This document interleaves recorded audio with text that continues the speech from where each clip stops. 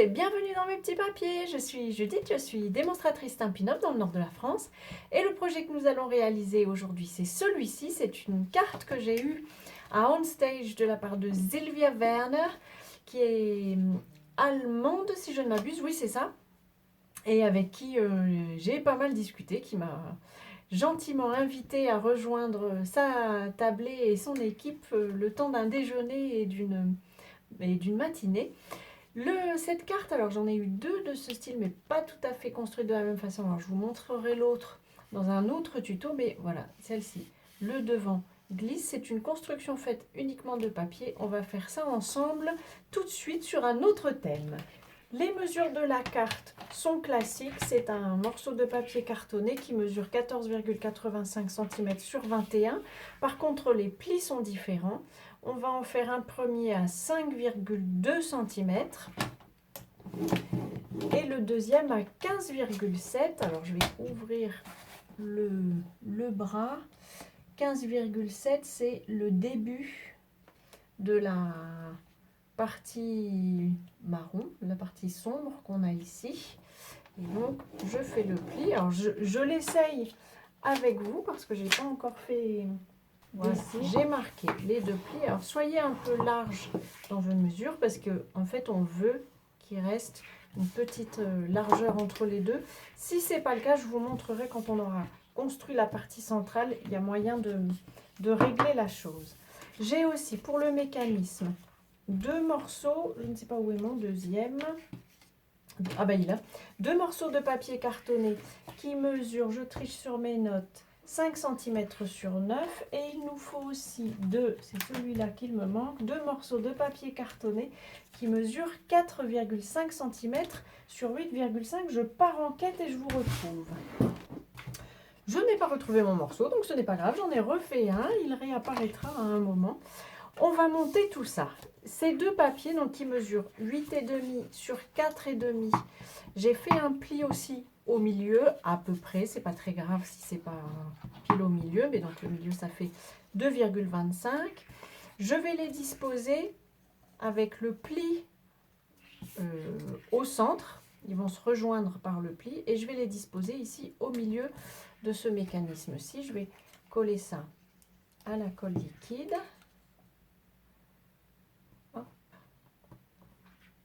Et j'ai besoin, je vous dis, que ça se rejoigne à peu près au milieu. Et par contre, il est important que ces deux parties se touchent. Il va y avoir une petite marge sur le côté pour qu'on ne dépasse pas et que ça reste joli. S'il y avait un morceau qui dépassait, ça ne serait pas très beau. Et je vais mettre ensuite aussi de la colle ici. C'est la fin de mon tube.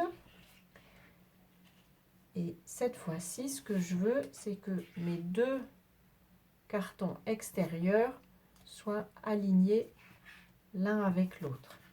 On va vérifier tout de suite que le mécanisme fonctionne et c'est là où vous allez pouvoir ajuster si jamais les deux pans de votre carte ne sont pas bien placés. Alors, on glisse les deux pans de la carte au milieu de ce petit mécanisme et on le fait glisser au milieu. Et regardez, j'ai un peu le cas là. On a un morceau qui n'est pas tout à fait plat, donc c'est pas grave.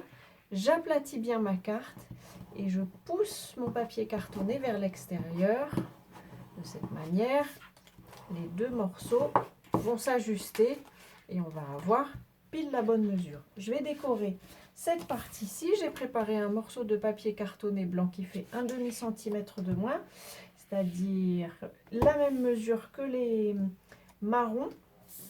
Et je vais aussi pouvoir disposer la décoration sur les deux panneaux. J'ai choisi de mettre un peu d'or, un peu de paillettes, comme diraient certains.